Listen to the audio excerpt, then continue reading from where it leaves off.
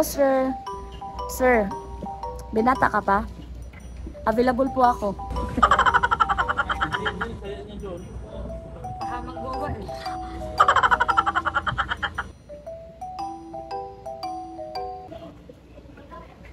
Hello guys! So for today's video guys, bibili tayo ng Pizza Hut.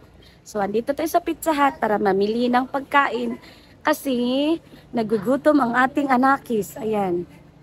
Ayan, busy ang ato ang anak sa ligo. So bili tayo dito ng Pizza Hut. So kasama ko ang aking partner in crime. Hi! So naman ito no? Alam, so naman ito. So sobrang init dito kaya pawis na pawis kami.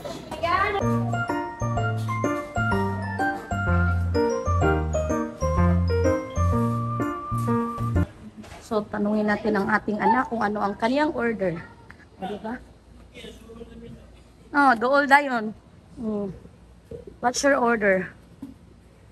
Alam ko na, cheesy. Say hi to my vlog. Ay, gusto ko. Hi ka muna. Hi ka muna. Say hi to my vlog. Hi. Ma, gusto ko nito, ma.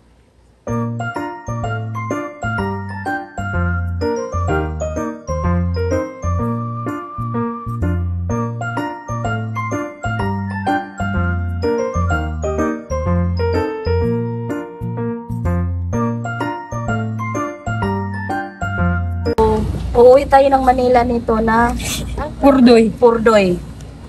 Kasi ang dami niyang order. So, grabe ang init dito. So, tingnan mo yung mukha ko, guys. Bantayan natin ang ating mga anak.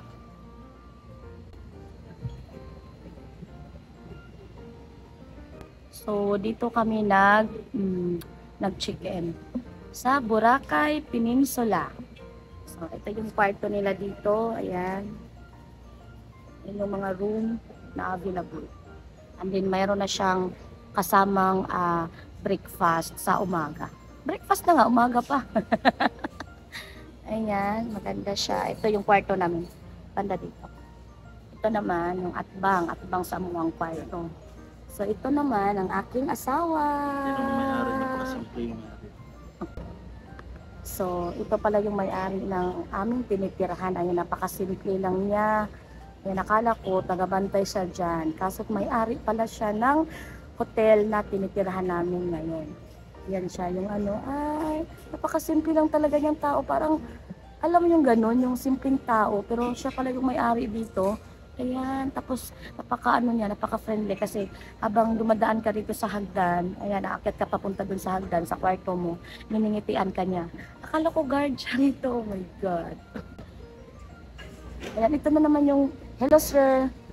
Sir, binata ka pa? Available po ako. Asa naman yung bumili ng Pizza Hut?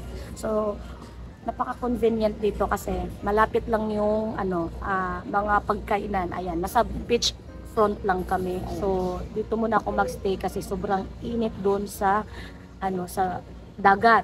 Kaya ayun. Ito yung naka-attire na di pa naliligo. So, ang gagawin ko today, mag-vlog kami doon sa labas, doon. Ikot-ikot kami doon, tingnan namin kung ano yung mabibili namin. Maghahanap kami ng maiinom na mga malalamig. So, ito yung binila namin na Pizza Hut. So, sobrang lapit, di ba? Andito lang ako nakaupo sa pool. Tapos, andyan na yung mga kainan. Tapos, ito yung, ayan, may Korean store pa dyan. O, di ba? Sa taas, doon kami. Diyan kami nakatira sa taas. So, ang mga pagkainan na sa baba lang. O, di ba? Napakaganda talaga dito, the best. Tapos, affordable pa yung nila. Ang tawag ito? Mga kwarto nila. Saan? Pansit? So, meron daw pansit. Wala tayong pera pambili ng pansit. Dami mga staff. So, ito na si Mayura. Ayan, nag-order ng Pizza Hut. Diba? Napakaganda rito. Hi, thank you Lord. Kasi napunta kami rito sa hotel na to. Kasi unang pinuntahan namin na hotel, yun yung mga binuking namin. Yun yung binuking namin nung doon pa kami sa Manila. So pagdating namin dito, sobrang baho na di talaga kami makatulog. As in sobrang liit. Tapos sobrang baho ng unan tsaka yung kama, yung CR, sobrang baho. As in di mo talaga siya maamoy kasi sobrang baho. Tapos nag-decide kami na lilipat kami ng hotel. So naghahanap kami buong gabi. Buong gabi, hindi. Dumating kami rito is mga 2 man siguro yun ng hapon. Tapos yun, nag-decide kami na maghanap ng hotel. Buti na lang may nakita kami. So ito yun. Ito yung nahanap namin.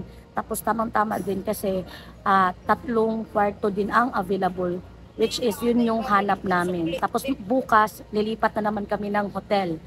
O, di ba? Nag-hotel hopping kami. Oh, sana all. Oh, say hi to my vlog. May magandang dilag dito. So, ito na yung Pizza Hut na aming in-order. So, buksan mo, Day. Okay yan. Oh, yummy, yummy. Gusto mo sauce? Sige na, kain na. Oh, so, kakain muna kami. Init yan guys.